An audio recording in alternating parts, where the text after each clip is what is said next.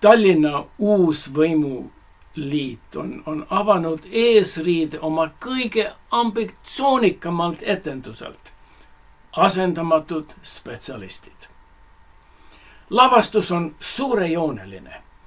Korraga on 31 poliitikut leidnud oma tõelise kutsumise mitte riigi juhtimises või valijate teenimises, vaid hoopis linnaettevõtete nõukogudes.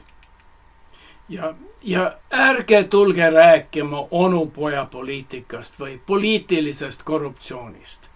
Linnapea Peeter Raudsepp ja Mihhail Kõlvart selgitavad meile kannatlikult, et tegemist on puhta kompetentsi ja usalduse triumfiga. Kõige liigutavam on kuulda Mihhail Kõlvarti kaitsekõnet Ester Tuiksoole.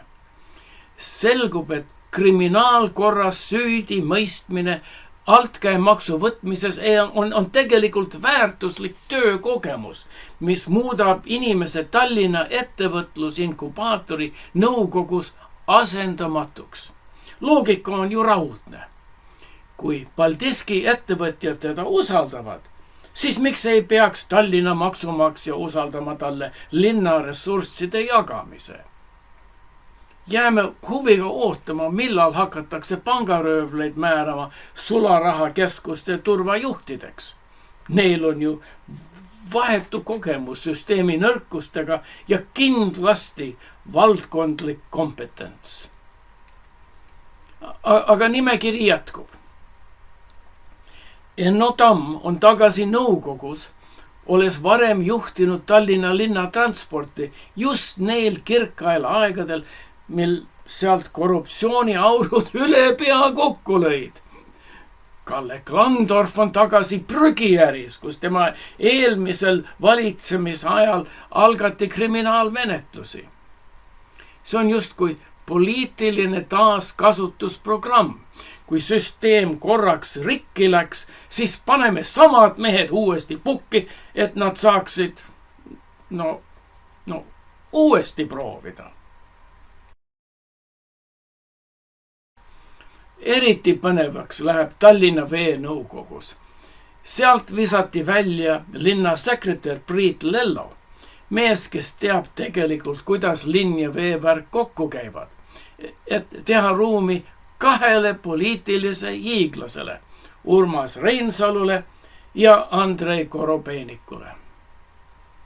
Linnapea Raudsepp ütleb meile silmugi pilgutamata, et nõukogu roll on vaid eelarvet kinnitada ja tegevuse üle järelevalvet teostada.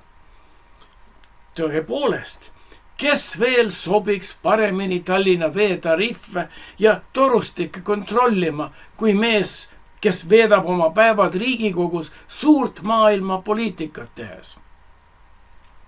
Ilmselt on Reinsalu ja Korobeiniku graafikud nii tühjad, et neil jääb riigitöö kõrvalt aega süveneda Ülemiste järve vee tasemesse ja puhastusseadmete amortisatsiooni.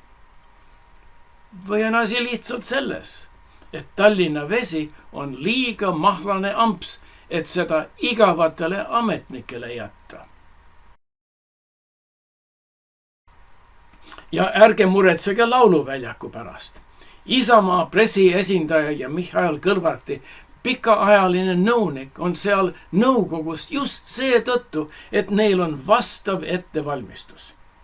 Milline see täpselt on, jääb segaseks, aga küllap on pressiteadete kirjutamine ja poliitiline nõustamine täpselt see, mida üks laulukaar vajab, et püsti seista.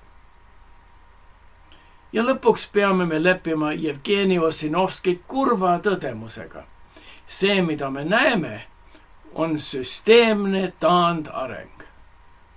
Ametnikud ja eksperdid, kes tagasid järjepidevuse ja erapooletuse, on sunnitud lahkuma, et teha ruumi parteisõduritele. See ei ole juhtimine. See on linnavara jaotamine poliitiliseks kütuseks. kui võimuliit väidab, et 31 poliitiku määramine on standardne ja vajalik, siis nad tegelikult ütlevad, et meil on vaja oma inimesi toita. Ja kuni tallinlane usub, et kriminaalne taust on kompetents ning Riigikogu liige on parim veevärgi spetsialist, jätkub see tsirkus täie hooga.